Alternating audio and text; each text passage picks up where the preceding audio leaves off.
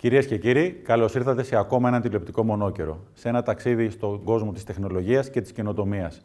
Σήμερα θα μιλήσουμε για τους ψηφιακούς αμπελώνες. Θα μιλήσουμε και για τα big data και πώς αυτά μας βοηθάνε στην καθημερινότητά μας. Κυρίως όμως θα γνωρίσουμε την κοινωνία της πληροφορίας, την εταιρεία που άλλαξε τα πάντα στο ελληνικό δημόσιο. Και πάμε στην πρώτη καλεσμένη μας. Do you handle paper-based operations and intensive manual work on a daily basis? Do you experience team misalignments and project delays? Do you encounter data inconsistencies? Envision a new way to work without operational chaos. Introducing Prosify, a no-code business process automation platform that digitizes and automates business processes via connecting teams, data, and systems into a common workspace. What type of processes? From simple to the most complex ones. Prosify helps you reduce operational costs and gain 360 visibility over your processes and KPIs, with just a few clicks, whether you are a business user or an IT leader. With our powerful platform, you can leverage three major capabilities: build, run, measure. Let's get a closer look at how it works. Build your processes with our intuitive and friendly UI/UX workflow builder. You only need to connect boxes that represent different types of tasks, actions, decision points, and parallel tasks. The actions may be either automated via emails, loops, and API calls to your existing systems, or manual, such as customizable forms that are created via our dynamic form builder. Collaborate with your peers by assigning tasks to entire departments or specific users, and use the data collected to feed your workflow's next steps. Decision points and parallel tasks are used to apply conditional logic or to include sub-processes according to your scaling needs. And there is no need to worry about getting things right on the first try. Prosify keeps a history log of your workflows, so you can restore older versions anytime, worry-free. Once the process is built, the next step is to run it. Every time a workflow runs, a new case is created, generating all tasks automatically, and notifying the assigned team members to take action. All users have access to their personal tasks view, while managers can see an overview of the open cases to pinpoint bottlenecks and reassign tasks if needed. With all of these being available everywhere with any device. Wondering how to keep your work on schedule? Prosify instantly notifies your people via email when a task has fallen behind and requires their immediate attention. Last but not least, as processes run, they produce data used to measure productivity KPIs. Prosify has built-in overview and operational dashboards, which enable you to make informed decisions and take corrective actions. You just have to go back to the workflow builder to optimize your workflows accordingly. With Prosify's intuitive interface, you unlock your business growth faster. Gaining alignment of your teams, external partners, and systems, visibility via a single reliable source of data, agility to optimize your workflows, efficiency by improving productivity and reducing operational costs. Your business is safe with us, since data security is our top priority. Compatibility is also key, as Prosify can integrate your workflows with the systems and apps you already have. While all of these work without the need to code, we are here to make your everyday life at work easier, fast, and hassle-free. One platform, every process, just Prosify. Request a demo today. Βίκη, καλώς ήρθες στο μονόκερο. Καλώς σας βρίσκω. Χαίρομαι πολύ που είμαι εδώ και ευχαριστώ πολύ για την ευκαιρία που μου δίνετε. Λοιπόν, έχουμε φιλοξενήσει εδώ πέρα πολλούς ανθρώπους και πολλές ιδέες και πολλές εταιρείες. Εδώ με την Εύα, όταν προετοιμάζαμε την εκπομπή, έχουμε γράψει ότι η Grapevine Digital, σωστά το λέω? Σωστά το λέω. Πάντα κάνω τη διευκρίνηση για να μην κάνουμε κάποιο λάθος. Σας έχουμε χαρακτηρίσει, η Εύα δηλαδή, ως ψηφιακό αμπελώνα. Προσπαθούσα να βρω το μπουκάλι με το κρασί κάπου εδώ πέρα, αλλά δεν υπάρχει κάτι ψηφιακό σε μπουκάλι. Μάλλον κάτι άλλο πρέπει να είναι ο ψηφιακός αμπελώνας της Βίκης. Να δούμε λίγο τι ακριβώς κάνετε εσείς. Ο ψηφιακός αμπελώνας λοιπόν της Βίκης και των υπολείπων 25 ατόμων που στελεχώνουν την εταιρεία είναι ένας χώρος όπου γεννιούνται, δεν γεννιέται κρασί, γεννιούνται ιδέες για ψηφιακές λύσεις. Και πώς μας ήρθε η ιδέα, γιατί η αλήθεια είναι ότι το σκεφτόμασταν καιρό, πώς μπορούμε να κάνουμε κάτι το οποίο έχει και το digital μέσα, αλλά και κάτι πιο αφαιρετικό. Στην πραγματικότητα δεν είναι αφαιρετικό. Είναι μία εικόνα. Αν δει κανείς έναν αμπελώνα, θα δει μία συστοιχία από αμπέλια. Κάτι το οποίο στο δικό μας μυαλό, που είμαστε κατά κύριο λόγο τεχνολογική εταιρεία, άρα στον κόσμο των υπολογιστών, ένας αμπελώνας είναι ένα δίκτυο με κόμβους και ροές πληροφορίας, δεδομένων. Ακριβώς. Οπότε είμαστε ένας ψηφιακός αμπελώνας. Με πολλές ποικιλίες. Αυτή είναι μια πολύ καλή ερώτηση, γιατί έχουμε ξεκινήσει μόνο με μία ποικιλία, μόνο με ένα προϊόν. Το Prosify. Το Prosify είναι το προϊόν για το οποίο θα σας μιλήσω σήμερα. Ότι είναι λευκό, ροζέ, κόκκινο. Για να μείνουμε λίγο στον κόσμο του κρασιού, πριν πάμε στα πιο ψηφιακά και στα πιο τέλεια. Αυτό δεν το έχω σκεφτεί ποτέ. Είναι μια καταπληκτική ερώτηση. Θα ήθελα να έχω και τη βοήθεια λιγάκι του κοινού, δηλαδή των ανθρώπων. Εγώ θα έλεγα λευκό γιατί είναι το αγαπημένο μου. Μπράβο, θα ξεκινήσουμε με το λευκό. Ωραία. Αφού βρήκαμε λοιπόν την πρώτη ποικιλία, να πούμε λίγο τι κάνει η Prosify, η υπηρεσία Prosify. Ωραία. Το Prosify λοιπόν είναι λογισμικό με τη λογική του SaaS, Software as a Service. Είναι μια πλατφόρμα την οποία έχουμε αναπτύξει για την ψηφιοποίηση και αυτοματοποίηση διαδικασιών σε επιχειρήσεις μεσαίου και μεγάλου μεγέθους. Με απλά λόγια τι κάνουμε. Όλες οι εταιρείες, ανεξαρτήτως industry όπως λέμε, κατηγορίας, έχουν καθημερινές διαδικασίες απλές, διαδικασίες σύνθετες, από μία απλή εγκριτική ροή μέχρι μία διαδικασία HR, παραγγελιοληψίας, procurement. Αυτές όλες οι διαδικασίες, ως επιτοπλίστων ή τουλάχιστον μέχρι πριν τον COVID, γίνονταν κυρίως manually, χειρονακτικά, με πάρα πολλές εργασίες γραφειοκρατικές που εμπεριείχαν τον κίνδυνο ανθρώπινων λαθών. Δηλαδή Excel, Word κτλ. Excel, Word στην καλύτερη περίπτωση. Προφορικές επικοινωνίες και χειρονακτικά, αν θυμηθούμε το δημόσιο πιο παλιά, χαρτιά, λίστες. Ερχόμαστε λοιπόν εμείς να φέρουμε τις επιχειρήσεις στον ψηφιακό κόσμο και τις διαδικασίες τους. Δηλαδή έρχομαι εγώ σαν μια επιχείρηση, όπως είπες, ανεξάρτητα το industry που είμαι, και με κάνεις digital.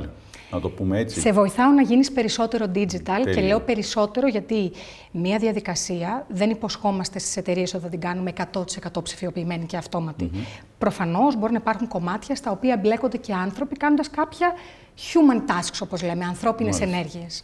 Ο στόχος μας είναι μέσα από το Prosify, του οποίου το όνομα είναι εμπνευσμένο από το processes, διαδικασίες, ο στόχος μας είναι να διασυνδέσουμε τους ανθρώπους, τα συστήματα και τα δεδομένα που εμπλέκονται σε μία διαδικασία, ώστε να τρέξουν σε μία ροή και να τρέξουν ψηφιακά και όσο πιο αυτόματα γίνονται. Και οι επιχειρήσεις πώς έχουν δει τη δικιά σας προσπάθεια?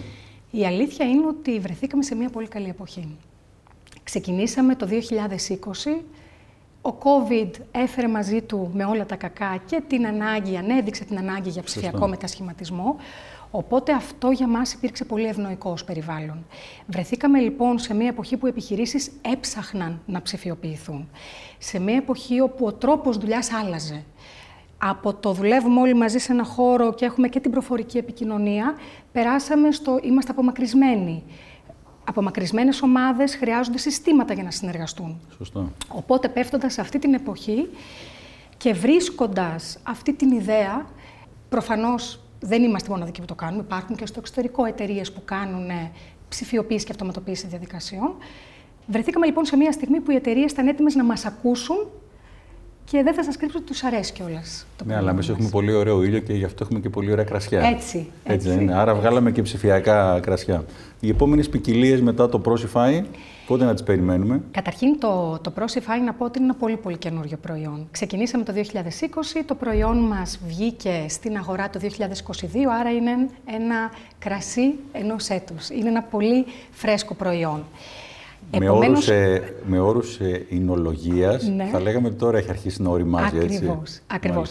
Και θα οριμάσει περισσότερο όσο πιο πολύ απήχηση έχει και όσο πιο πολύ χρησιμοποιηθεί από επιχειρήσεις για να μας δώσει και feedback για να το βελτιώσουμε. Οπότε δεν θέλω να σκεφτώ το πλάνο για επόμενα προϊόντα και κρασιά, θέλω να σκεφτώ και να στοχεύσω και εγώ και όλη η ομάδα στο πώς θα κάνουμε αυτό το προϊόν να οριμάσει και να βγει στην αγορά δυνατά, όχι μόνο στην Ελλάδα και στο εξωτερικό, και η αγορά θα μας καθοδηγήσει για τα επόμενα κρασιά, για τα επόμενα προϊόντα. Εξωτερικό είπες? Εξωτερικό. Δηλαδή? Η φιλοδοξία μας είναι η Grapevine Digital να γίνει μια παγκόσμια εταιρεία. Και το καλό είναι ότι η τεχνολογία δεν έχει σύνορα. Όπως σύνορα δεν έχουν και οι ανάγκες των εταιριών για ψηφιακό μετασχηματισμό. Σωστά. Επομένως, αυτή τη στιγμή, στον ένα χρόνο που κυκλοφορεί το προϊόν μας στην αγορά, είμαστε σε κάποιες εταιρείες μεγάλες και μικρότερες στην Ελλάδα. Θέλουμε πολύ σύντομα να βγούμε και στην Ευρώπη και στην Ασία. Λατινική Αμερική σκεφτόμαστε επίσης πολύ. Θα δούμε. Αυτό βοηθάει, γιατί το έχω δει σε άλλες εταιρείες στο παρελθόν, βοηθάει το να υπάρχει μια συνεργασία με μια πολυεθνική εταιρεία, ούτως ώστε βλέπεις το προϊόν, βλέπει το δικό σας προϊόν, άρα το προτείνει και στις άλλες αγορές ή στη μαμά εταιρεία κτλ. Έχετε τέτοιες συνεργασίες εσείς, ή αν θέλετε να μοιραστείς μάλλον μαζί μας κάποιες συνεργασίες ή κάποιες εταιρείες με ανθρώπους ή εταιρείες που συνεργάζεσαι? Δεν θέλω να αναφερθώ σε ονόματα, αλλά θέλω να φωτογραφίσω κάπως κάποιους μεγάλους μας πελάτες, οι οποίοι όντως λειτουργούν σε επίπεδο credibility, μας δίνουν αξιοπιστία για το προϊόν μας. Θα έλεγα ότι οι δύο μεγαλύτεροι μας πελάτες είναι μία από τις πολύ μεγάλες εταιρείες τηλεπικοινωνιών στην Ελλάδα, η οποία μας έχει εμπιστευτεί, η οποία ξεκίνησε μαζί με εμάς που αναπτύσσαμε την πλατφόρμα, μας έδωσε feedback και ξεκίνησε να τη χρησιμοποιεί και μόλις τη λανσάραμε. Αλλά είμαστε πολύ χαρούμενοι γιατί έχουμε πελάτη μας και έναν δημόσιο οργανισμό. Ενδιαφέρον. Ο οποίος τώρα έχει αρχίσει να χρησιμοποιεί την πλατφόρμα μας και βλέπουμε και πάρα πολύ μεγάλο value σε αυτό. Εγώ έχω μείνει πραγματικά εντυπωσιασμένος και από το όνομα της εταιρείας και από το δικό σου πάθος που μιλάς για αυτή την προσπάθεια.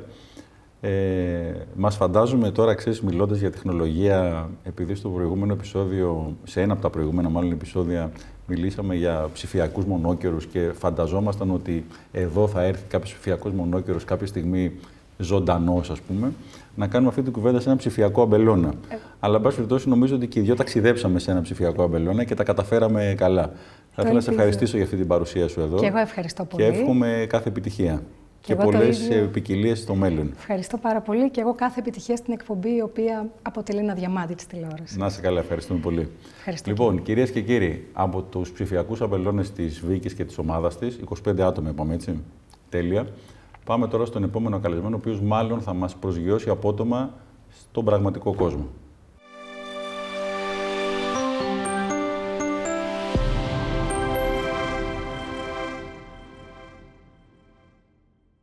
Κανονικά, κυρίες και κύριοι, θα έπρεπε να πέσουμε στο στούντιο με αλεξίπτωτο Αγαμέμνονα. Μου σου κάνει εντύπωση. Καλώς ήρθες στο μονόκερο. Καλώς σας βρήκα, ευχαριστώ πολύ. Πριν από την προηγούμενη καλεσμένη, η οποία μας ταξίδεψε έτσι σε ψηφιακούς αμπελώνες, από όσο είδες, είπα ότι ο επόμενος καλεσμένος θα μας προσγειώσει απότομα στην πραγματικότητα. Για πες μας λίγο πώς θα μπούμε στην πραγματικότητα απότομα. Αυτό που συμβαίνει είναι το εξής. Ζούμε την ψηφιοποίηση τα τελευταία χρόνια, την ψηφιακή μετάβαση. Θεωρούμε ότι είναι κάτι πολύ καλό από μόνο του, θέλει όμως τεράστια προσοχή και γίνονται τεράστια λάθη που οι λογιστές έχουμε την πολυτέλεια να το ζούμε. Να πούμε στον κόσμο ότι εσύ εκπροσωπείς το γραφείο New Account, σωστά? Ναι. Είμαστε μια λογιστική εταιρεία, το οποίο αναλαμβάνουμε όλο το φάσμα των λογιστικών υπηρεσιών, από τον ιδιώτη που θα κάνει τη δήλωσή του μέχρι και πολύ μεγάλες εταιρείες. Ξέρεις τι λέμε στο μονόκερο, λέμε ότι και για τις startup εταιρείες, αν εστιάσουμε σε αυτό το κομμάτι, πολλοί νομίζουν ότι είναι κάτι εξωτικό ακούγοντάς το ή κάτι μαγικό ή οτιδήποτε, αλλά στο τέλος της ημέρας είναι μια επιχείρηση κι αυτή. Φυσικά. Και μια επιχείρηση χρειάζεται οπωσδήποτε έναν λογιστή για να τη βοηθήσει, ειδικά στα πρώτα της βήματα. Ναι. Να δούμε λίγο ποια είναι αυτά τα πρώτα βήματα που πρέπει να προσέξει μια μικρή επιχείρηση, μια νέα επιχείρηση ή μια startup επιχείρηση. Πρώτα-πρώτα, επιχειρεί στην Ελλάδα. Η Ελλάδα είναι sui generis στο φορολογικό τοπίο. Θέλει μεγάλη προσοχή σε λεπτομέρειες, έτσι ώστε να μην έχει αρνητικές συνέπειες. Και δυστυχώς, για να δώσω ένα πλαίσιο, όταν μια startup δώσει έμφαση και καταλάβει πώς πρέπει να λειτουργεί στην Ελλάδα, πρέπει ταυτόχρονα να ξέρει ότι αυτό το περιβάλλον είναι απαράδεκτο, για να το πω έτσι ομά. Γιατί συνηθίζουμε σε αυτό το πράγμα, σε μια πολύ γραφειοκρατική κουλτούρα. Την έχουμε εμπεδώσει τόσο πολύ που είναι σχεδόν φυσιολογική. Σε εμάς φαίνεται φυσιολογική. Όταν μιλάμε με ξένους, εκεί βλέπεις μια αντίδραση γιατί συμβαίνει αυτό. Τώρα, πού πρέπει να δώσεις προσοχή? Είναι πάρα πολλά μικρά σημεία. Δεν μπορούμε να αρχίσουμε εδώ να... Εγώ θα ήθελα να εστιάσουμε, να σου πω την αλήθεια, κατά κύριο λόγο στα πρώτα βήματα. Ποιες θα είναι, αν μπορούμε να πούμε, κακοτοπιές, που σίγουρα έχεις δει εσύ και μπορεί κάποιος να πέσει μέσα σε αυτή τη λακκούβα, αν το πούμε έτσι, το οποίο μπορεί να είναι πολύ επικίνδυνη στα πρώτα βήματα. Το πρώτο βήμα που έρχεται, όταν έρχεται μια startup ή κάποιος που θέλει να ανοίξει μια επιχείρηση, συστήνεται, πριν συστηθεί, λέει ότι θέλει να ανοίξει μια οίκε. Κατευθείαν. Δεν είναι πάντα. Η οίκε είναι μια πολύ καλή μορφή εταιρεία, ιδανική για startup όταν θα έρθει ο επενδυτής, μπορούμε να το εξηγήσουμε, αλλά για τα πρώτα βήματα δεν είναι πάντα απαραίτητο. Η οίκε είναι κεφαλαιοχική εταιρεία. Κεφαλαιοχική εταιρεία συνεπάγεται διπλογραφικά βιβλία. Τα διπλογραφικά βιβλία θέλουν πολύ μεγάλη προσοχή και πολύ μεγάλη νοικοκυροσύνη στη διαχείριση των χρημάτων. Πρέπει να είναι συνείδηση του επιχειρηματία ότι τα λεφτά της οίκε δεν είναι δικά του χρήματα, ότι οποιαδήποτε χρηματική συναλλαγή πρέπει να την ξέρει ο λογιστής έγκαιρα, διότι αν κάνει μια ταμιακή διευκόλυνση ή πάρει λεφτά από την εταιρεία και ο λογιστής δεν το δει έγκαιρα, επειδή κάθε κίνηση έχει μια φορολογική υποχρέωση, ένα χαρτόσημο, 1,2%. Πάρα πολύ λίγο. Με μια μέρα καθυστέρηση, το πρόστιμο είναι 500 ευρώ. Οπότε θέλει πολύ μεγάλη προσοχή. Γι' αυτό, αν οι συνθήκες το επιτρέπουν, καλό είναι να ξεκινήσει είτε με μια ατομική επιχείρηση, είτε με μια ομόρυθμη ητερόρυθμη εταιρεία. Να το πούμε λίγο αυτό, ότι μπορεί στα πρώτα βήματα μια εταιρεία, μια startup εταιρεία, να έχει μια μορφή από αυτές που είπες εσύ, είτε ατομική, είτε ΕΕ, είτε όμικρον ε. Και σε δεύτερο χρόνο, μετά από ένα χρόνο, μετά από μερικούς μήνες, να αλλάξει η μορφή της. Να αλλάξει η μορφή. Εντάξει, έχει γίνει λίγο δύσκολο από το 19, λίγο πιο δύσκολο, γιατί αν θέλουμε να διατηρήσουμε τον ίδιο αφημί, αν έχουμε εταιρικό σχήμα μια ομόρυθμη ετερόρυθμη, αν θέλουμε τον ίδιο αφημί να το κάνουμε οίκε, θα πρέπει να μπει ο ορκωτός να κάνει αποτίμηση περιουσίας, ή πολλές φορές μπορεί απλά να ιδρύσουμε τότε μια οίκε. Ενδεχομένως, εντάξει, εξετάζουμε. Ναι, θέλω να πω ότι δεν είναι, μην το ακούει κάποιος αυτή τη στιγμή και φαίνεται βουνό τέλος πάντων. Καλά, δεν είναι βουνό, σίγουρα δεν είναι βουνό. Θέλει προσοχή. Θέλει προσοχή σε κάποια σημεία και θέλει πολύ καλή επικοινωνία με το λογιστή. Γιατί τα ασφάλματα συμβαίνουν όταν δεν υπάρχει καλή επικοινωνία. Εσύ πώς θα χαρακτήριζες το οικοσύστημα των startup εταιρείων στην Ελλάδα, από τη μεριά του φοροτεχνικού, ας πούμε? Από τη μεριά του φοροτεχνικού. Αν μπορώ να πω τη δική μου εμπειρία που βλέπω, δηλαδή συνήθως οι startup είναι και νέοι άνθρωποι. Και είναι άνθρωποι έτσι με πολύ όρεξη, που το πρώτο πράγμα που ζητάνε είναι να λειτουργούν στα πλαίσια των κανόνων. Και βλέπω με πολύ μεγάλη στεναχώρια πώς συγκρούονται με την πραγματικότητα και βλέπουν ότι αυτό είναι σχεδόν ανέφικτο. Δηλαδή, θυμάμαι κάτι που είχα ακούσει πριν από 13 χρόνια σε μια ομιλία, όπου είπε κάποιος το εξής και μου έχει μείνει χαρακτηριστικό. Λέει: υπάρχουν 3 τρόποι να κάνει κάποιες δουλειές. Είναι ο αγγλοσαξονικός τρόπος. Τα πάντα επιτρέπονται εκτός από αυτά που απαγορεύονται. Υπάρχει ο γερμανικός τρόπος. Όλα απαγορεύονται εκτός από αυτά που επιτρέπονται. Υπάρχει και ο ελληνικός τρόπος. Τα πάντα επιτρέπονται, τα πάντα απαγορεύονται. Βρες άκρη. Και προχωράμε. Και κατ' ουσίαν αυτό είναι που συμβαίνει. Να πω ένα χαρακτηριστικό παράδειγμα, όχι με startup, αλλά για να δείξω αυτό που λέω. Θυμάμαι, μια φορά είχε έρθει ένας πελάτης στο γραφείο, μηχανικός, που είχε και συνεργασία με το δημόσιο. Και το πρώτο πράγμα που μου είχε πει είναι: εγώ θέλω να είμαι έντιμος. Θέλω το παραμικρό, στην παραμικρή λεπτομέρεια. Πολύ ωραία, προχωράμε. Έχει ένα μεγάλο ΦΠΑ, ένα μεγάλο τιμολόγιο με το δημόσιο, με ένα ΦΠΑ αρκετά μεγάλο, το οποίο δεν μπορούσε να πληρώσει. Οπότε μου λέει: ρυθμίσέ το. Και του λέω εγώ πολύ φυσιολογικά, το μοναδικό τρόπο που μπορούσα να του πω: ωραία, θα υποβάλουμε μια ψεύτικη δήλωση για να πάμε μετά να κάνουμε τροποποιητική. Ανέβηκε στα κάγκελα, δεν άκουσα αυτό που σου είπα, ότι εγώ θέλω να είμαι έτοιμος και τι ψεύτικη δήλωση, δηλαδή με καταχέριασε εντελώς. Τι να κάνω, κλείνω ραντεβού λοιπόν με τον έφορο, τότε υπήρχε η επαφή, δεν είναι όπως τώρα. Με τον προϊστάμενο λοιπόν της εφορίας, απέναντι ο επιχειρηματίας, εξηγώ το πρόβλημα και μου λέει: καλά, μου λέει, ρε Σταυρόπουλε, για αυτό το πράγμα τον έφερες εδώ. Απλή λύση. Θα κάνετε μια ψεύτικη δήλωση και μετά θα κάνετε τροποποιητική. Με τη σφραγίδα. Ναι.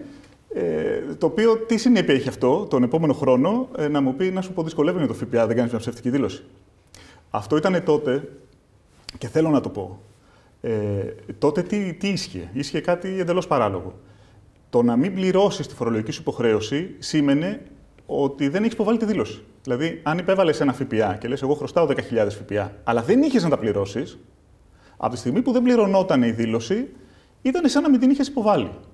Αυτό το πράγμα άλλαξε το 2013 με πρωτοβουλία του κύριου Θεοχάρη, που τώρα είναι υφυπουργός, το οποίο το λέω και το είχα πει σε ανύποπτο χρόνο, οπότε μπορώ να το πω και τώρα που είναι υπουργός, ότι μόνο και μόνο γι' αυτό είναι εθνικός ευεργέτης που συνέβη αυτό, αλλά υπάρχουν άλλα εκατοντάδες τέτοια μικρά πράγματα, τα οποία αν γίνουν, το φορολογικό περιβάλλον από πάρα πολύ δύσκολο θα γίνει πάρα πολύ πιο θελκτικό. Διότι το χειρότερο πράγμα που συμβαίνει είναι ότι δεν μπορεί κάποιος να έχει το κεφάλι του ήσυχο, ότι εγώ είμαι συνεπής, πληρώνω τους φόρους μου, κάνω αυτό που πρέπει, οπότε ξέρω ότι η εφορία δεν θα με ενοχλήσει. Ισχύει το ακριβώς ανάποδο. Είχαν πει, ότι θα φτιάξουμε μια εφορία την οποία να φοβάται ο κόσμος. Δεν ξέρω αν θυμάσαι που είχε υποθεί. Βεβαίως. Αυτό που έχουν καταφέρει να τη φοβάται την εφορία ο συνεπής. Γιατί ο στρατηγικός φοροφυγάς ξέρει τι να κάνει. Δεν το φοβάται, το έχει αποφασίσει ότι θα είναι φοροφυγάς. Έτσι. Οπότε το έχει προεξοφλήσει, να το πω έτσι. Έχεις δει startup εταιρείες όταν έρχονται αντιμέτωπες με αυτό το περιβάλλον που συζητάμε τώρα, επειδή υπάρχει ευελιξία, υπάρχει επαφή με τα ξένα κράτη, με τα ξένα οικοσυστήματα κτλ., να έρθουν να σου πούνε, ρε Σταυρόπουλε, να πάρω μέσα που το είπες και εσύ, δεν τα κλείνουμε εδώ, να πάμε στο Λονδίνο, να πάμε στην Κύπρο, να πάμε σε μια άλλη χώρα, τέλος πάντων. Συμβαίνει πάρα πολύ συχνά και πρέπει να πούμε ότι δεν είναι τόσο εύκολο όσο ακούγεται. Έτσι, γιατί αν ζεις στην Ελλάδα και λειτουργείς στην Ελλάδα και επιχειρείς στην Ελλάδα, ο φορολογικός νόμος είναι σαφής. Ελληνική εταιρεία δεν είναι μόνο αυτή που έχει ελληνικό αφημί, είναι και η αλλοδαπή εταιρεία που της πράγμας λειτουργεί στην Ελλάδα. Άρα είναι ένα τεράστιο ρίσκο να λειτουργεί στην Ελλάδα και με ένα σχήμα αλλοδαπής εταιρείας.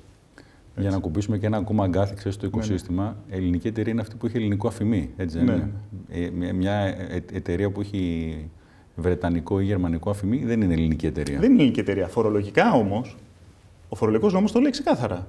Ότι σε περίπτωση που δω ότι η διοίκηση ασκείται από Έλληνα που ζει στην Ελλάδα και λειτουργεί εν της πράγμασης στην Ελλάδα, τη φορολόγω σε ελληνική εταιρεία. Έχει συμβεί ποτέ στην πράξη? Δεν το έχω δει.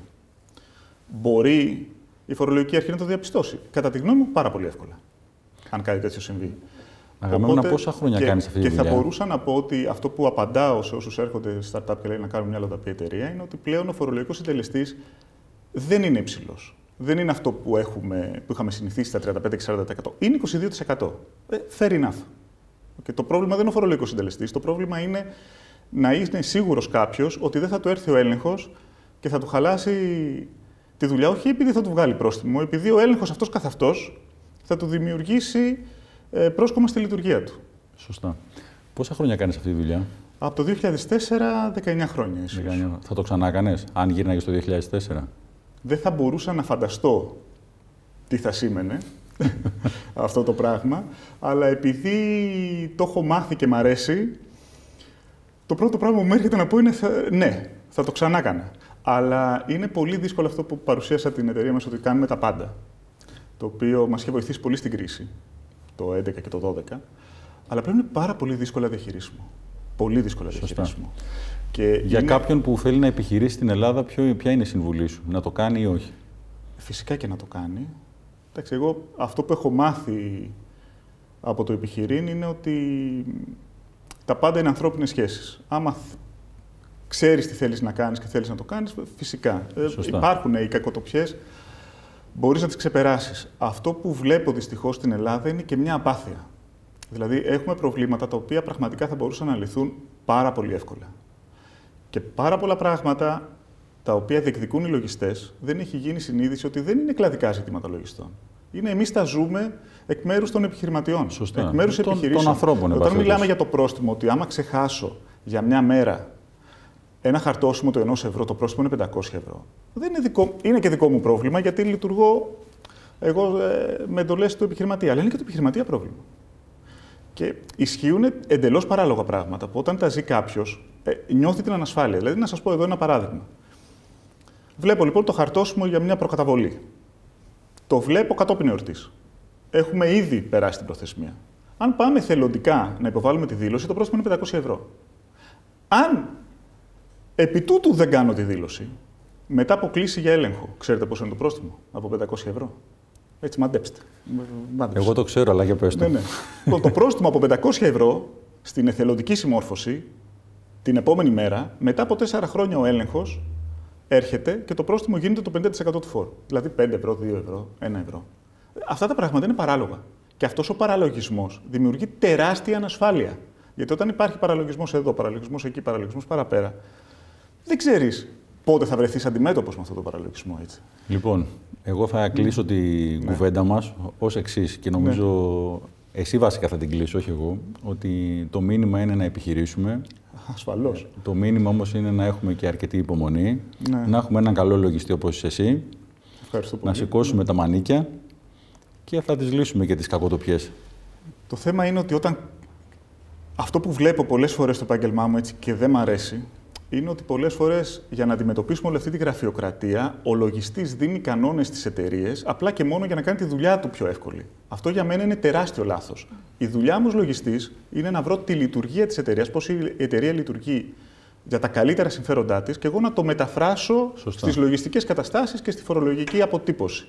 Όταν έχουμε αυτό που θέλουμε ως στόχο, αυτό που θα ήθελα να συμβουλέψω από τη φορολογική σκοπιά τους επιχειρηματίες είναι να προσπαθούν να μπουν στην ουσία του επιχειρήν και να μην δέχονται με τη μια συμβουλή που βλέπουν ότι αυτή η λειτουργία θα κάνει ζημιά στην επιχείρησή τους ή δεν θα λειτουργούν με τον τρόπο που θέλουν, μόνο και μόνο επειδή αυτό θα τους βοηθήσει σε μια τυπολατρική υποχρέωση.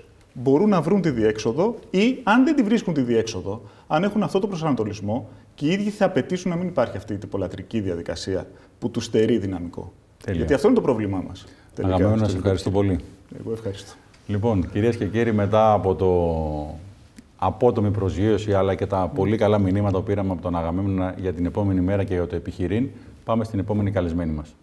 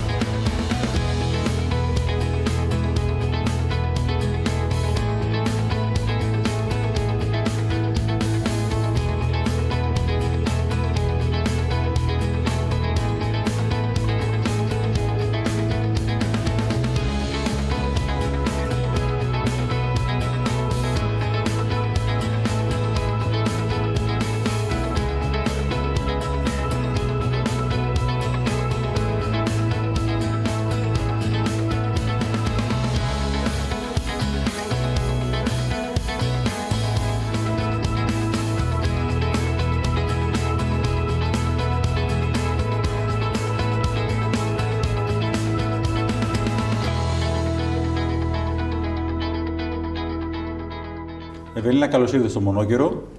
Clean It, λοιπόν. Σωστά. Εγώ καταλαβαίνω τι κάνετε, αλλά θέλω να μας τα πεις καλύτερα εσύ. Τέλεια. Το Clean It είναι η νούμερο ένα πλατφόρμα για να παραγγείλεις υπηρεσίες καθαρισμού. Πρακτικά αυτό που κάνουμε είναι ότι ο πελάτης μπορεί να μπει και να επιλέξει το είδος καθαρισμού που θέλει, να επιλέξει το ακίνητό του και να επιλέξει και τις υπηρεσίες. Δηλαδή www.cleanit.gr thecleanitup.com thecleanitup.com Και GR μας βρίσκεις, αλλά... Ακόμα καλύτερα. Σωστά. Ακόμα καλύτερα. Για πάμε λοιπόν. Άρα είσαι στην πλατφόρμα B2C και B2B. Σωστά. Αυτό που κάνουμε είναι το εξής. Ο πελάτης μπορεί να μπει και να παραγγείλει το είδος καθαρισμού που θέλει και δεν χρειάζεται καθόλου να ψάξει για να βρει καθαριστή ή εταιρεία καθαρισμού. Αυτό που κάνουμε εμείς είναι ότι είμαστε στη μέση, έτσι ώστε ο πελάτης να μπορεί να επιλέξει χωρίς να ψάξει να παραγγείλει το καθάρισμό του και αντίστοιχα η εταιρεία να βρει πελάτη άμεσα πάλι χωρίς να χρειάζεται να ψάξει για να τον βρει. Αυτό σημαίνει δηλαδή ότι εγώ μπαίνω μέσα στην πλατφόρμα, βάζω τα χαρακτηριστικά του ακινήτου, τις ώρες που θέλω να έρθει κάποιος κτλ.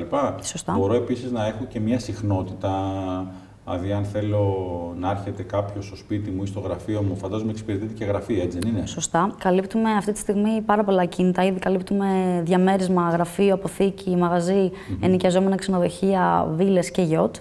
Οπότε ο πελάτης αυτό που έχει να κάνει είναι να βάλει τα στοιχεία του ακινήτου του πολύ σωστά, δηλαδή να βάλει τα τετραγωνικά ή τα μέτρα, να επιλέξει τις υπηρεσίες, να επιλέξει την ημέρα και την ώρα, που είναι πάρα πολύ βασικό γιατί τα availability πάνε στο φτιαγμένο στον πελάτη, όχι στην εταιρεία, και να παραγγείλει online.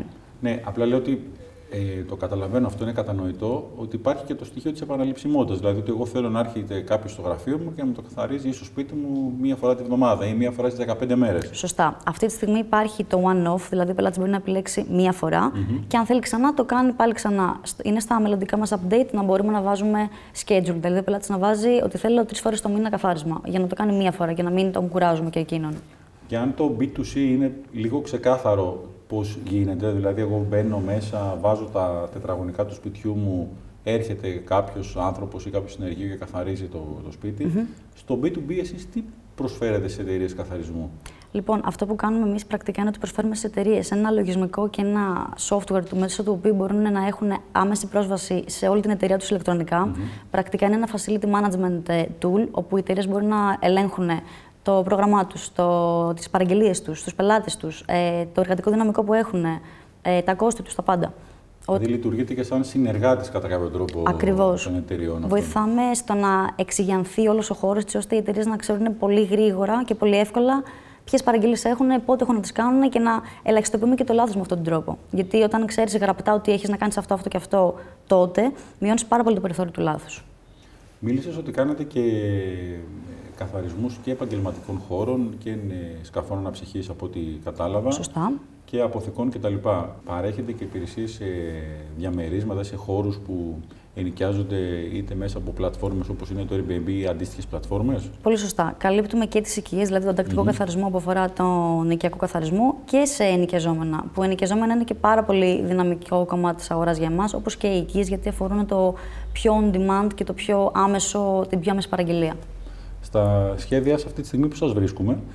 Αυτή τη στιγμή είμαστε στη φάση που επεκτείνουμε συνεχώς το δίκτυό μας για να μπορέσουμε να καλύψουμε όσο μεγαλύτερο δυνατό κόσμο. Επίσης, αναβαθμίζουμε συνεχώς το σύστημά μας για να μπορούμε να βγάλουμε νέα είδη καθαρισμού, για να φτιάξουμε ένα super app καθαρισμού, γιατί αυτός είναι και ο στόχος μας. Να μπορούμε να καλύπτουμε τα πάντα, ό,τι έχει να κάνει με καθάρισμα και να είμαστε πρώτοι στο μυαλό του καταναλωτή.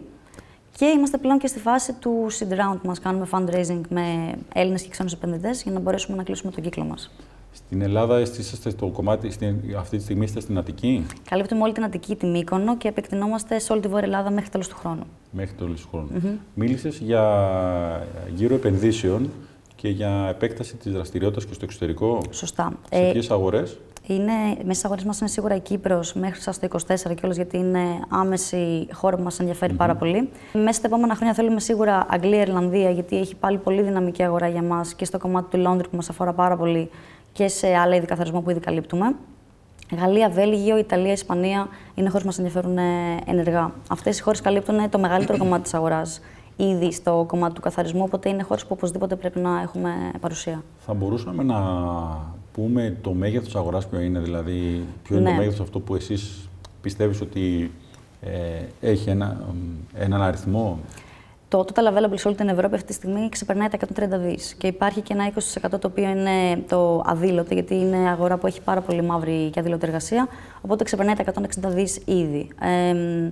Και εμείς στοχεύουμε πάρα πολύ και στο κομμάτι του green cleaning, γιατί θέλουμε να υιοθετήσουμε έννοιες που αφορούν το οικολογικό καθάρισμα τόσο σε προϊόντα και σε υπηρεσίες. Οπότε αυτό ξεπερνάει και τα 4,5 δις plus. Και σίγουρα και τα προϊόντα. Είναι κάτι που μας αφορά πάρα πολύ σαν πλατφόρμα και σαν εταιρεία, να βάλουμε και προϊόντα πάνω σαν υπηρεσία. Όταν λες για προϊόντα, τι εννοείς? Να μπορούμε να έχουμε κανονικά το shop πάνω, που να μπορεί ο πελάτης να βρίσκει μηχανήματα και εξοπλισμό, αλλά και καθαριστικά, τα οποία δεν υπάρχουν εύκολα στην αγορά. Να τα αγοράσει ή να τα χρησιμοποιήσει? Να τα αγοράσει. Για να τα αγοράσει μέσα από εσάς. Πολύ ενδιαφέρον αυτό. Άρα, μιλάμε για μια καθετοποιημένη υπηρεσία, γιατί εκτός από το να έρθει κάποιος ή κάποια εταιρεία να καθαρίσει το γραφείο ή το σπίτι ενός καταναλωτή, του δίνει τη δυνατότητα να επιλέξει και τα προϊόντα με τα οποία θα καθαριστεί το σπίτι του ή το γραφείο του. Σωστά. Αυτό που εμείς λέμε είναι ότι ήδη σαν υπηρεσία προσφέρουμε το συγκεκριμένο κομμάτι ως εξής. Ο πελάτης, όταν παραγγέλνει μια υπηρεσία, η εταιρεία φέρνει μαζί όλα τα υλικά και τα καθαριστικά. Αυτό που θέλουμε να βάλουμε εμείς έξτρα είναι άλλου τύπου καθαριστικά, τα οποία θέλουν να έχουν στο χώρο οι πελάτες και για δική τους προσωπική χρήση. Οπότε είναι κάτι. Στην καθημερινότητα εννοείς? Σωστά. Και αν θέλουν να έχουν και δικά τους υλικά και καθαριστικά, τα οποία να είναι τα προσωπικά τους.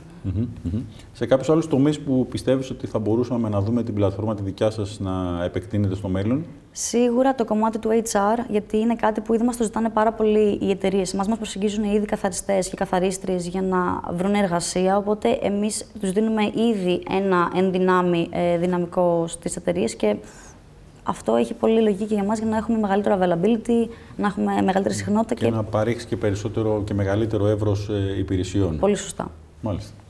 Νομίζω ότι τα είπαμε όλα. Εγώ θα ευχηθώ καλή συνέχεια, να προχωρήσουν γρήγορα τα σχέδια και σε 1-2 χρόνια να είσαστε σε πάρα πολλές αγορές. Ευχαριστώ πάρα πολύ, ειλικρινά. Κυρίες και κύριοι, πάμε στον επόμενο καλεσμένο μας. Ο Γιώργος, sales manager της Espresso Now, θα ήθελε να ξέρει όλες τις επιχειρήσεις που σερβίρουν καφέ. Ποιες έκαναν έναρξη τον περασμένο μήνα, σε ποιες περιοχές άνοιξαν οι περισσότερες, ποιες είναι αυτές που κλείνουν με ταχύτερο ρυθμό.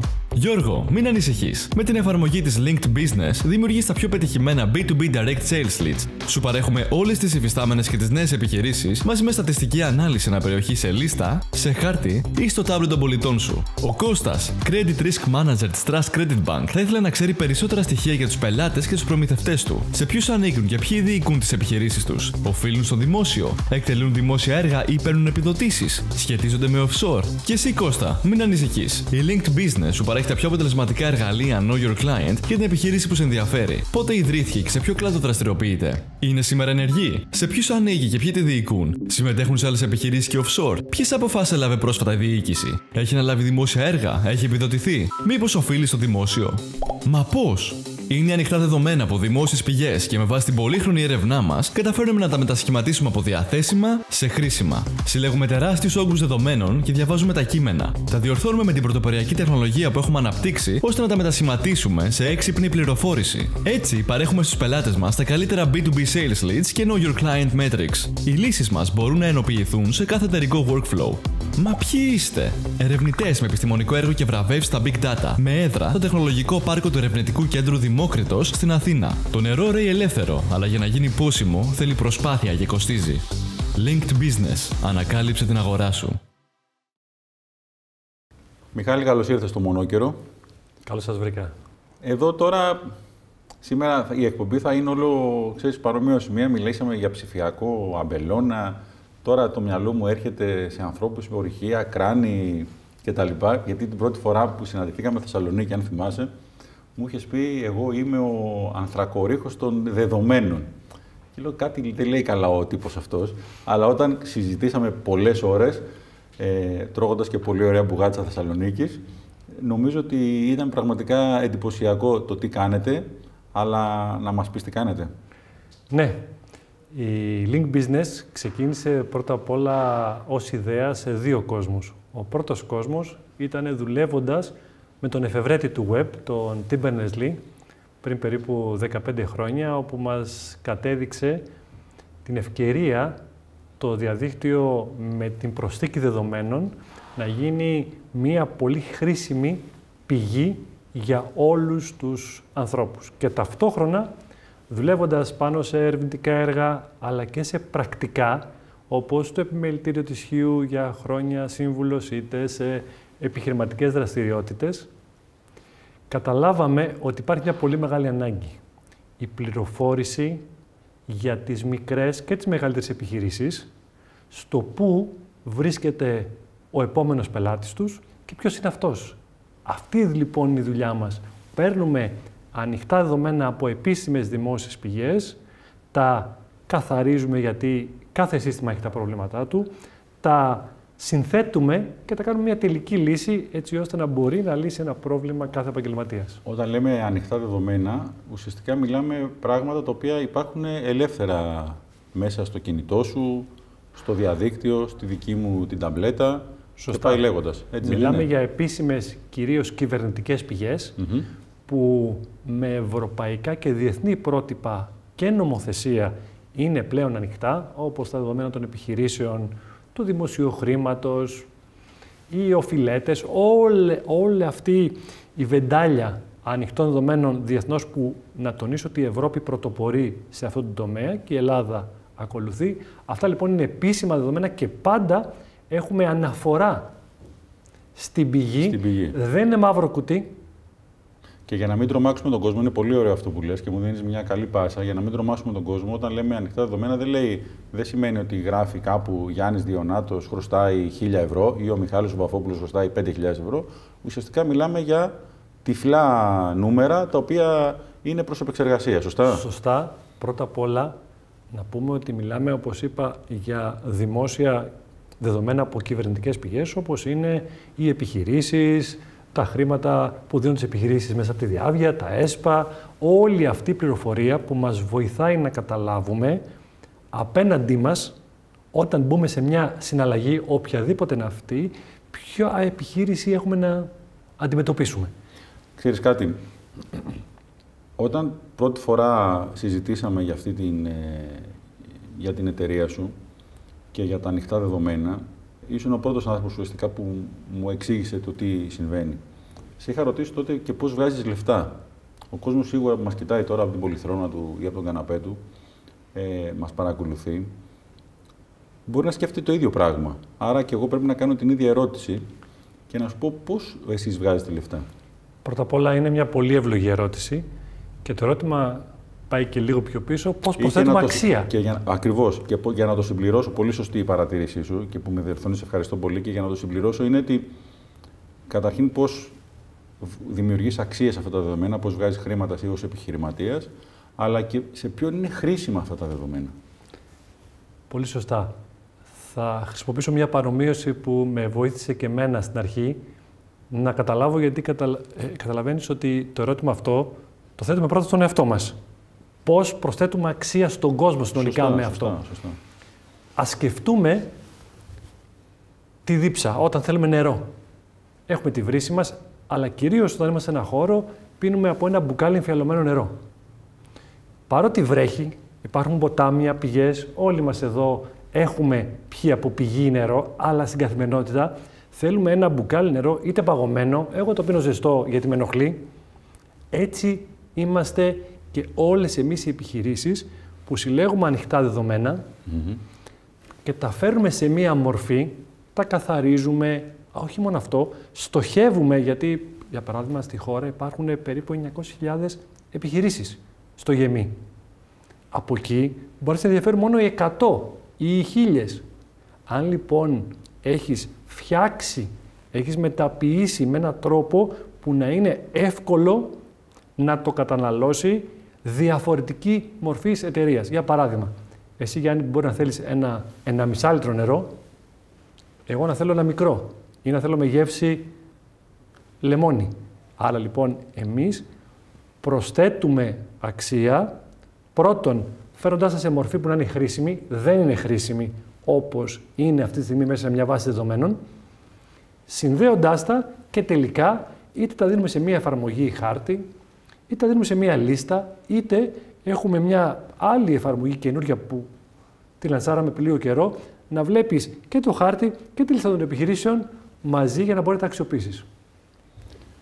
Όταν είχαμε μιλήσει παλιότερα για το μέγεθος της αγοράς, δεν θα αποκαλύψω το νούμερο που μου είχες πει τότε, γιατί το νούμερο που θα μου πεις τώρα μάλλον θα είναι απίστευτα μεγαλύτερο, αλλά μπορούμε να το σχηματοποιήσουμε αυτό και να του δώσουμε ένα μέγεθος σε αξία αυτή την αγορά τόσο στην Ελλάδα όσο και στο εξωτερικό. Μπορώ να πάω και ανάποδα για όσους έχουν ήδη εταιρεία ή θέλουν να φτιάξουν εταιρεία. Ας πούμε ότι οι επιχειρήσεις στη χώρα μας, κυρίως εμείς απευθυνόμαστε στις επιχειρήσεις που έχουν πελάτες άλλες επιχειρήσεις, όχι τον καταναλωτή, είναι λεγόμενες B2B. Ακριβώς. Αν πούμε ότι η B2B οικονομία, για παράδειγμα, είναι 50 δις, λέω ένα νούμερο τυχαίο, τι ποσοστό αυτού του αριθμού θα έδινες ως εταιρεία για να έχεις πρόσβαση σε υπηρεσία που σε βοηθήσει να βρεις πελάτες. Δηλαδή, αν εγώ ως εταιρεία έχω τζίρο 500.000, θα έδινα 5.000 έτσι ώστε τις 500 να τις κάνω 2 εκατομμύρια. Δηλαδή, αντί να ψάχνω να βρω που είναι το νέο κομμωτήριο στη γειτονιά μου ή η νέα καφετέρια και να καταναλώνω ενέργεια, χρόνο και ανθρώπους, να πάω κατευθείαν στα 3 που με ενδιαφέρουν χωρίς να σπαταλήσω πόρους. Αν αυτό εξοικονομεί, τότε το βάζεις στον προϋπολογισμό σου. Είναι πολύ ξεκάθαρη απόφαση. Άρα λοιπόν, ναι, όσο μεγαλώνει ο τζίρος της B2B αγοράς, τόσο μεγαλώνει και η αγορά των υπηρεσιών που τον εξυπηρετούν. Εμείς είμαστε ένα κομμάτι. Μία άλλη εταιρεία που κάνει software, είναι ένα άλλο κομμάτι. Είμαστε ένα συμπληρωματικό κομμάτι στον κύκλο απόκτησης, διατήρησης και υποστήριξης ενός πελάτη.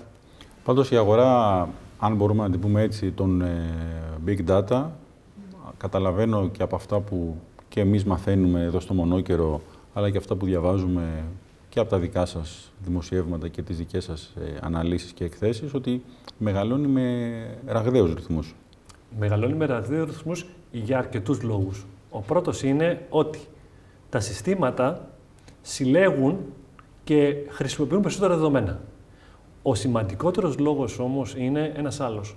Οι άνθρωποι, ιδίως οι managers, κατανόησαν τη δύναμη για να λαμβάνουν αποφάσεις. Και έτσι λοιπόν αρχίζουν και επενδύουν σε άλλους ανθρώπους, νέους κυρίως, οι οποίοι μπορούν να επεξεργαστούν. Επομένως, επανέρχομαι στην αρχική παρομοίωση του ανθρακορίχου, νομίζω 2 παρομοίωσεις αρκετές είναι, όπου μπαίνεις μέσα και βγάζεις κάτι χρήσιμο.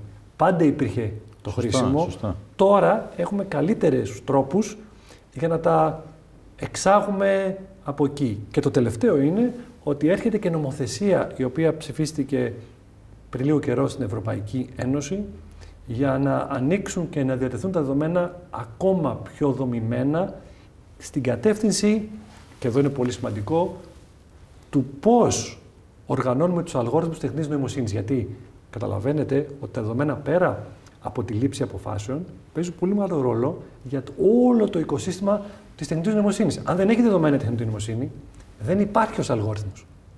Σωστά. Για το μέλλον τι να περιμένουμε από εσάς? Εμείς ήδη είμαστε στη φάση που συνεχίζουμε την ανάπτυξή μας. Φτάνουμε περίπου είτε 40 άτομα η ομάδα μας, με έναν πολύ δυναμικό επενδυτή. Έχουμε ήδη βγάλει την πλατφόρμα όπου μπορεί και μια μικρή εταιρεία να βρει τις επιχειρήσεις που την ενδιαφέρουν και να τις πάρει full self-service, χωρίς να χρειάζεται να αποτανθεί. Αυτή είναι μοναδική υπηρεσία, δεν υπάρχει από άλλο πάροχο στη χώρα.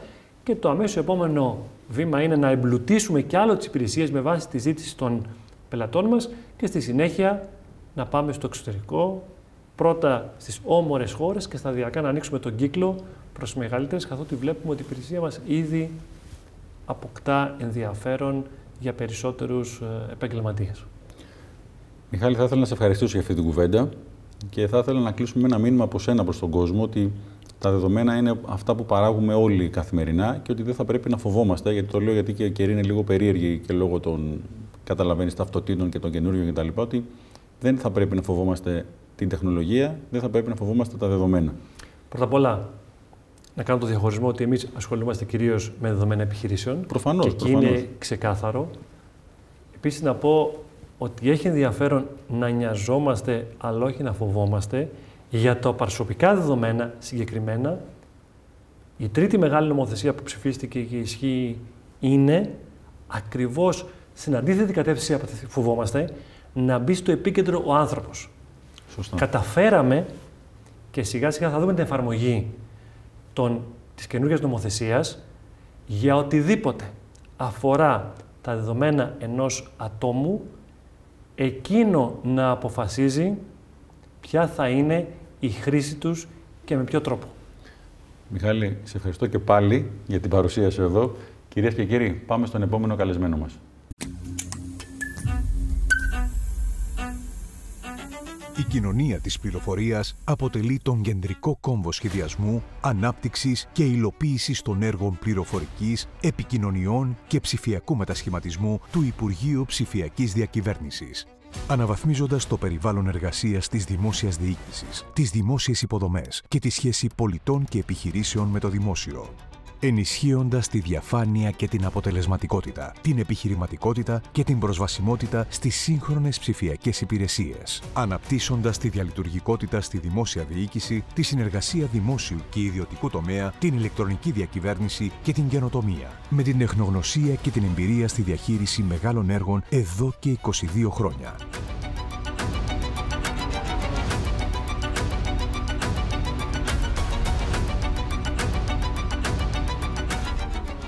Πάμε μπροστά. Από το 2019 συμβάλαμε στην ολοκλήρωση έργων που βελτίωσαν την καθημερινότητα των πολιτών και την λειτουργία του δημόσιου τομέα. Διακριθήκαμε για το 112, την ψηφιακή μέριμνα, το σύζευξης. Μετατρέψαμε την κρίση σε ευκαιρία ανάπτυξης. Συγχρόνως, υποστηρίξαμε το κυβερνητικό έργο στην άμεση αντιμετώπιση της πανδημίας. Έτσι, καταφέραμε να κερδίσουμε την εμπιστοσύνη της κεντρικής δημόσιας διοίκησης, αλλά και του ευρύτερου δημόσιου τομέα.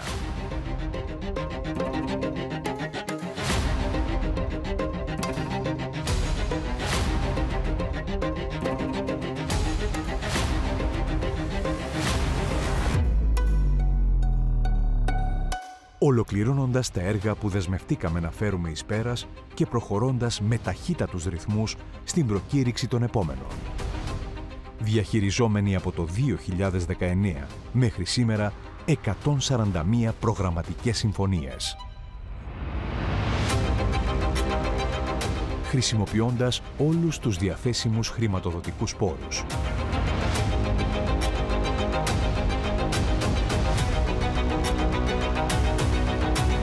Πρωταγωνιστώντας στην υλοποίηση του Εθνικού Σχεδίου Ελλάδα 2.0 με 60 έργα προϋπολογισμού 2,1 δισεκατομμυρίων ευρώ.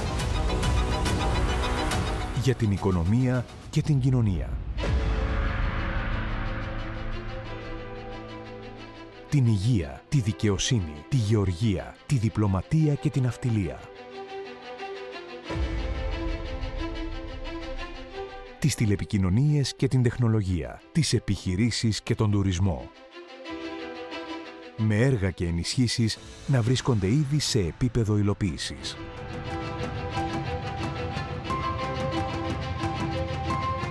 Καινοτομούμε συμμετέχοντας στο ευρωπαϊκό έργο DigiGavino Hub. Η κοινωνία της πληροφορίας θέτει τη βιώσιμη ανάπτυξη ως βασικό πυρήνα της εταιρικής της κουλτούρας. Για τον λόγο αυτό, πραγματοποιήσαμε εξειδικευμένες μελέτες και έρευνες.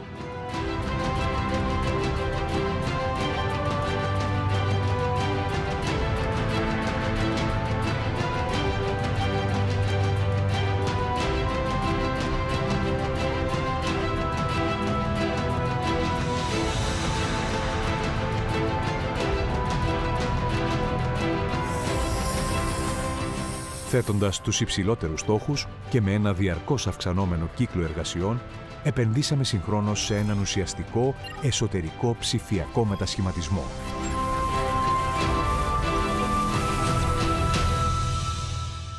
Βασικά μας εργαλεία, επικοινωνία, συνεργασία, εξυγχρονισμός. Με άμεσα αποτελέσματα, καλύτερη οργάνωση, εξέλιξη και επένδυση στο ανθρώπινο δυναμικό μας με προγράμματα επιμόρφωσης και εκπαίδευσης.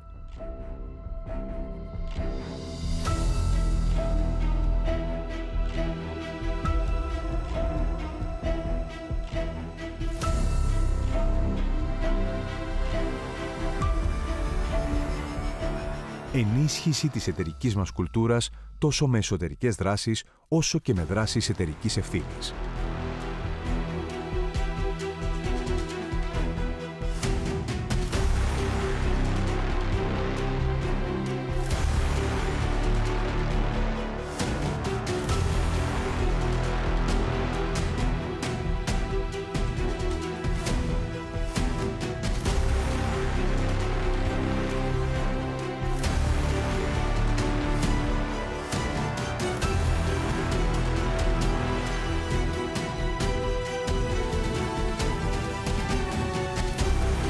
Επένδυση σε υποδομές.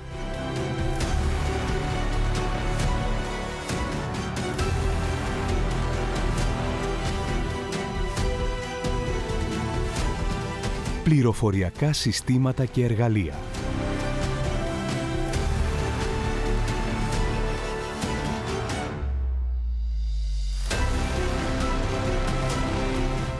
Πιστοποίησης.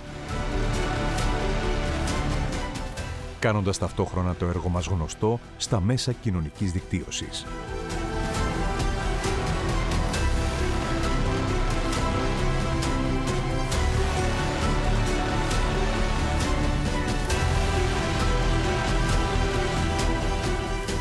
Με τη σύμπραξή μας, η Ελλάδα προχωρά στη νέα εποχή. Κοινωνία της πληροφορίας ΜΑΕ. Transforming Greece. Δημήτρη, καλώς ήρθες στο Μονόκερο. Ευχαριστούμε για την παρουσία σου εδώ. Καλώς σας βρήκα, Γιάννη. Χαίρομαι που είμαι μαζί σας. Και εσύ ουσιαστικά εκπροσωπείς σήμερα την κοινωνία της πληροφορίας ως Γενικός Διευθυντής Έργων. Σωστά? Σωστά, μια χαρά τα λες. Εγώ, δημοσιογραφικά μιλώντας, θα έλεγα ότι η κοινωνία της πληροφορίας, δηλαδή το ελληνικό κράτος, αν μπορούμε έτσι να το συνδέσουμε με το ελληνικό κράτος, γιατί είσαστε ένας οργανισμός, μια εταιρεία που ελέγχεται από το ελληνικό δημόσιο, έτσι δεν είναι? Σωστά. Έβαλε τα γυαλιά τα τελευταία χρόνια στον ιδιωτικό τομέα. Αυτή είναι η δική μου, βέβαια, θα έλεγα έτσι, ένα δικό μου σχόλιο και το έχουμε έτσι κατά καιρούς και γράψει και αναλύσει.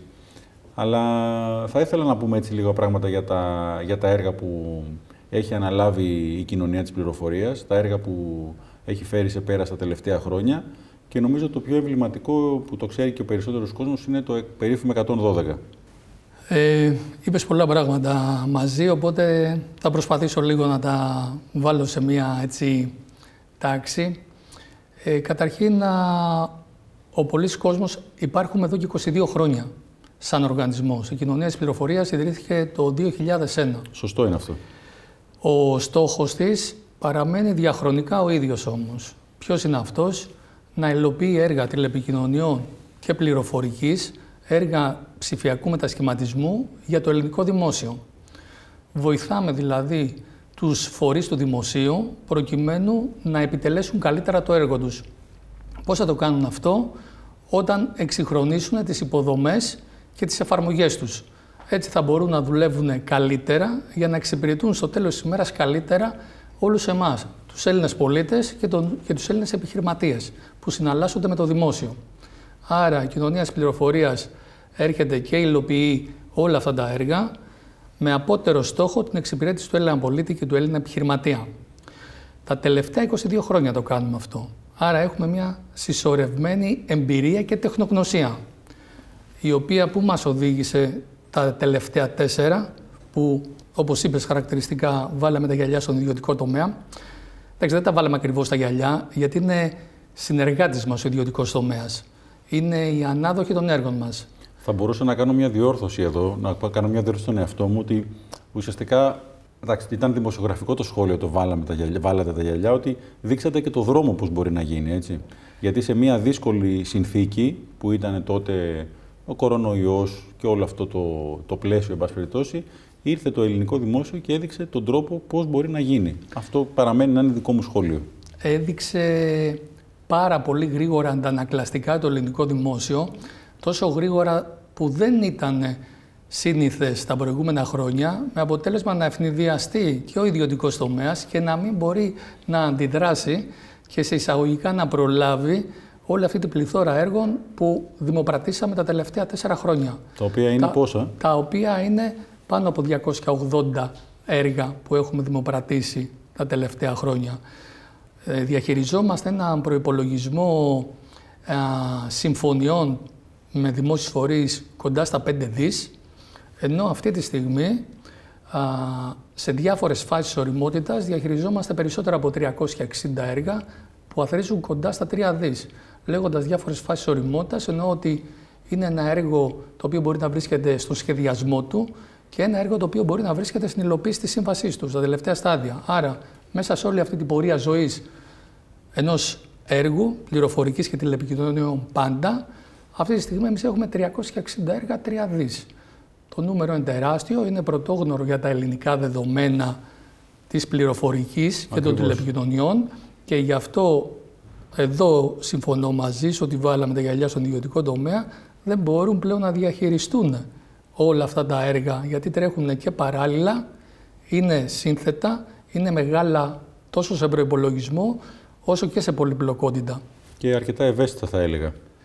Πολλά από αυτά, αν όχι το σύνολό τους, είναι αρκετά ευαίσθητα. Γιατί κάποιοι αγγίζουν και όπως το 112 το οποίο αναφέρθηκες, πολύ ευαίσθητες πτυχές του καθενός μας που πρακτικά είναι η επιβίωσή μας και η επιβίωση των περιουσιών μας. Άρα το 112 είναι ένα έργο που όλοι θα θέλαμε να είναι αχρίαστο, όλοι θα θέλαμε να μείνει στο ντουλάπι, αλλά δυστυχώς έτσι όπως εξελίσσονται τα πράγματα γενικότερα στον πλανήτη και όχι μόνο σε εθνικό επίπεδο, βλέπουμε ότι η λειτουργία του, η σωστή λειτουργία του και η πρόνοια να υπάρξει αυτό ως το πρώτο έργο που υλοποίησε και ο πρώην Υπουργός Ψηφιακής Διακυβέρνησης, ο κ. Σπυρακάκης, μαζί με την κοινωνία της πληροφορίας, να είναι απόλυτα χρήσιμο σήμερα. Δημήτρη, μίλησαμε για το 112 και θέλω σε αυτό το σημείο να πούμε ότι είναι εντυπωσιακό το γεγονός ότι το 112, τώρα δεν ξέρω να το πω σωστά τεχνικά, είναι μια υπηρεσία, ένα προϊόν το οποίο έχει ουσιαστικά, το έχουμε εξάγει και σε άλλες χώρες, έτσι δεν είναι? Το 112 είναι μια πανευρωπαϊκή οδηγία και πραγματικά έχουν δει τον τρόπο που υλοποιήθηκε σε εμάς και όντως έχουμε δώσει αυτή τη τεχνογνωσία και σε χώρες του εξωτερικού. Πράγματι είναι ένα επιτυχημένο εγχείρημα, αλλά εντάξει, συνεχίζουμε και το εξελίσσουμε. Αυτή τη στιγμή υλοποιούμε ένα έργο το οποίο θα δώσει πρόσθετες λειτουργικότητες στο 112, τόσο σε επίπεδο απόκριση του συστήματος, όσο και σε εμπλουτισμό των μηνυμάτων και των δυνατοτήτων που θα έχει. Ενδιαφέρον αυτό που λες. Δηλαδή, τι μπορεί να αλλάξει από αυτό που εμείς μέχρι στιγμής ξέρουμε? Είναι και το φορμάτο μηνυμάτων που μπορεί να είναι διαφορετικό και το να μην περιέχουν ενδεχομένως μόνο μηνύματα, μόνο γραπτά μηνύματα, να περιέχουν και κάποια φωνητικά. Είναι πράγματα τα οποία όμως αυτή τη στιγμή μελετώνται και τα οποία δεν έχουν οριστικοποιηθεί, οπότε καλύτερα να μην διακινδυνεύσω να πω κάτι το οποίο τεχνικά και εγώ ενδεχομένως...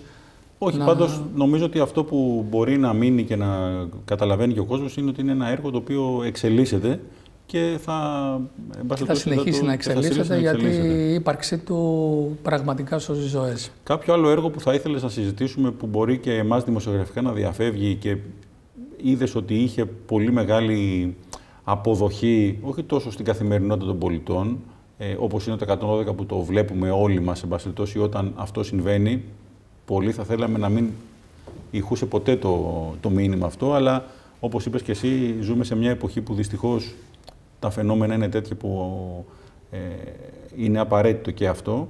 Έργα τα οποία έχουν όμως βοηθήσει την καθημερινότητα των πολιτών. Εγώ, ας πούμε, θα έλεγα ότι είναι το e-Justice ένα έργο τέτοιο. Όλα αυτά τα έργα, όπως το e-Justice, ακόμα δεν έχουν δείξει πρακτικά τα αποτελέσματά τους. Γιατί είναι έργα τα οποία έχουν συμβασιοποιηθεί πρόσφατα. Άρα δεν έχουν ολοκληρώσει ακόμα. Δεν έχουν οριμάσει δηλαδή. Δεν έχουν ολοκληρωθεί σαν έργα για να μπορέσει ο φορέας, το Υπουργείο Δικαιοσύνης, να τα λειτουργήσει και έτσι να δείξουν τα αποτελέσματα τα οποία θα επιφέρουν στην καθημερινότητα του καθενός μας, όπως είπαμε. Τέτοια έργα όπως το e-Justice όμως, που έχουν μπει σε τροχιά, το e-Justice είναι μια μεγάλη παρέμβαση, έτσι. Την έχουμε ξανασυζητήσει, την έχουμε δημοσιοποιήσει. Ένα έργο, ο τομέας της δικαιοσύνης πρέπει οπωσδήποτε να επιταχύνει τη λειτουργία του, πρέπει να την εξυγχρονίσει. Είναι ένας δείκτης, η ταχύτητα απόδοσης δικαιοσύνης είναι ένας δείκτης ευημερίας της οικονομίας. Οπότε είναι κάτι πρακτικά που είχε μείνει πίσω τα προηγούμενα χρόνια και τώρα έρχεται και υλοποιείται. Οπότε τα έργα του e-Justice, έχουμε 4 συνολικά έργα αυτή τη στιγμή που διαχειριζόμαστε εμείς σαν κοινωνία της πληροφορίας, προϋπολογισμού συνολικά άνω των 200 εκατομμυρίων ευρώ. Τα 3 από αυτά βρίσκονται σε υλοποίηση ήδη και το ένα που είναι η ψηφιοποίηση των αρχείων των δικαστηρίων αναμένεται πολύ σύντομα να οδηγηθεί και αυτό σε σύμβαση και να ξεκινήσει την υλοποίησή του. Υπάρχουν και ακόμα μεγάλα και πολύ σημαντικά έργα, τα οποία και αυτά βρίσκονται σε φάση υλοποίησης. Όπως είναι ένα οριζόντια έργα που θα βοηθήσουν τον εξυγχρονισμό της λειτουργίας του δημοσίου. Σύστημα διαχείρισης ανθρώπινου δυναμικού για όλο το δημόσιο, οριζόντια. Σύστημα διαχείρισης των λογιστικών και των δημοσιονομικών του δημοσίου. Τακτοποίηση, δηλαδή έλεγχος, καθαρή εικόνα, γρήγορο reporting για το τι γίνεται χρηματοοικονομικά σε όλο το δημόσιο, το λεγόμενο Government ERP. Σε υλοποίηση το σύστημα εξυπηρέτησης των πολιτών από το δημόσιο, το λεγόμενο CRM, που λέμε εμείς του δημοσίου. Οριζόντια παρέμβαση, η οποία θα αλλάξει τον τρόπο που επικοινωνεί το δημόσιο με τους πολίτες και τους επιχειρηματίες. Όπως μια ιδιωτική εταιρεία γνωρίζει καλά και τις προσωποποιημένες ανάγκες του κάθε πελάτη της και προσπαθεί να τον πλησιάσει, να τον προσεγγίσει, να τον εξυπηρετήσει καλύτερα, έτσι και το ελληνικό δημόσιο με την ολοκλήρωση αυτού του έργου θα ξέρει για το κάθε πολίτη και για την κάθε επιχείρηση το προφίλ της και ποιες είναι οι ανάγκες της με βάση όλες τις κινήσεις που έχει κάνει ο καθένας μας η επιχείρηση με το ελληνικό δημόσιο. Άρα όλα αυτά είναι οριζόντιες παρεμβάσεις οι οποίες αν υλοποιηθούν έτσι όπως έχουν προδιαγραφεί σωστά, πιστεύω θα πάνε την χώρα στο επόμενο επίπεδο. Ουσιαστικά μιλάμε για τον απόλυτο μετασχηματισμό ψηφιακού του ελληνικού δημοσίου, που θα τον δούμε στο τέλος αυτής της πορείας των έργων που ουσιαστικά περιέγραψες πριν λίγα δευτερόλεπτα. Θα το δούμε στην καθημερινότητα μας όλοι οι πολίτες, έτσι δεν είναι? Φυσικά αυτός είναι ο στόχος. Τα έργα δεν γίνονται απλά για να γίνουν ως έργα, ούτε για να μπουν καινούργια συστήματα και καινούργιες εφαρμογές, ούτε για να απλά ψηφιοποιήσουμε τις παλιές υπηρεσίες. Πρώτα γίνεται ένας ανασχεδιασμός, πρώτα γίνεται μια βελτιστοποίηση όλων των υφιστάμενων υπηρεσιών, μια καταγραφή που έχει ξεκινήσει εδώ και χρόνια, πόσες υπηρεσίες παρέχει το κράτος, ποιες είναι χρήσιμες, ποιες δεν παρέχουν τις υπηρεσίες, δεν φέρνουν το αποτέλεσμα που θα έπρεπε να φέρνουν, τις ανασχεδιάζουμε και μετά τις υλοποιούμε, τις ψηφιοποιούμε. Όλα αυτά τα έργα που σου ανέφερα και πολλά ακόμα, έτσι, υπάρχουν έργα υποδομών πληροφορικής, δηλαδή μιλάμε για cloud υποδομές. Στο δημόσιο μέχρι πριν λίγα χρόνια δεν ασχολούνταν με cloud υποδομές. Κάθε δημόσιο φορέας είχε ένα δικό του data center, κατασπατάληση τόσο πόρων όσο και ενέργειας. Όλα αυτά τώρα συγκεντρώνονται, εξορθολογίζονται μέσα από κεντρικά πληροφοριακά συστήματα που θα λειτουργούν σε πολύ συγκεκριμένους φορείς του ελληνικού δημοσίου και ταυτόχρονα το ελληνικό δημόσιο βγαίνει και αγοράζει πλέον. Κάνει outsource τις υπηρεσίες φιλοξενίας που χρειάζεται για τα πληροφοριακά συστήματα που ανέφερα προηγουμένως, όπως το HR, το CRM. Σωστά. Και σε public cloud providers, όπως είναι η Microsoft, η Amazon, η Google κτλ. Νομίζω περιγράψαμε πριν λίγα χρόνια θα έλεγα φανταστική εικόνα για το ελληνικό δημόσιο, αλλά σήμερα είναι μια πραγματικότητα, Δημήτρη, για το ελληνικό δημόσιο όλα αυτά τα έργα που γίνονται και υλοποιούνται μέσα από την κοινωνία της πληροφορίας. Και πριν σε ευχαριστήσω για την παρουσία σου εδώ, θα ήθελα να σε ευχαριστήσω πραγματικά για το έργο ως εκπρόσωπος κοινωνίας πληροφορίας, για το έργο που έχετε παράξει όλα αυτά τα χρόνια. Θα ήθελα και εγώ να ευχαριστήσω για τη φιλοξενία. Χρειάζεται ακόμα πολλή προσπάθεια. Θέλω να κλείσω με αυτό το μήνυμα ότι τα έχουμε πάει πάρα πολύ καλά τα προηγούμενα 4 χρόνια. Έχουμε κάνει, όπως το είπες και στην αρχή, βάλαμε τα γυαλιά όχι μόνο στον ιδιωτικό τομέα, σε όλους που δεν πίστευαν ότι το δημόσιο μπορεί να λειτουργήσει μέσα σε τέτοιες συνθήκες. Τώρα έχουμε μπροστά μας ακόμα μεγαλύτερη προσπάθεια και ακόμα δυσκολότερο έργο που είναι η υλοποίηση όλων αυτών των έργων που ανέφερα, τα οποία αυτή τη στιγμή βρίσκονται σε εξέλιξη. Άρα, εμείς δεν εφησυχάζουμε. Ο πύχης έχει μπει ήδη πάρα πολύ ψηλά από τα προηγούμενα 4 χρόνια. Συνεχίζουμε με ακόμα εντονότερους ρυθμούς, με ακόμα μεγαλύτερη θέληση, έτσι ώστε να φτάσουμε στο επιθυμητό αποτέλεσμα. Το οποίο στο τέλος της ημέρας, θα το ξαναπώ για πολλοστή φορά, είναι η εξυπηρέτηση του Έλληνα πολίτη και του ελληνικού επιχειρηματία από το ελληνικό δημόσιο, έτσι όπως πρέπει να είναι και όπως το αξίζει. Δημήτρη, σε ευχαριστώ για την παρουσία σου εδώ και νομίζω ότι το κλείσιμό σου ήταν και ο καλύτερος επίλογος της σημερινής εκπομπής. Ενός ακόμη, κυρίες και κύριοι, τηλεοπτικού μονόκερου, ενός ταξιδιού συναρπαστικού στον κόσμο της τεχνολογίας και της καινοτομίας, με πολλές πληροφορίες, με πολλές ιστορίες και ραντεβού την επόμενη εβδομάδα, το επόμενο Σάββατο, 11.30 ώρα στο One Channel. Ευχαριστούμε πολύ.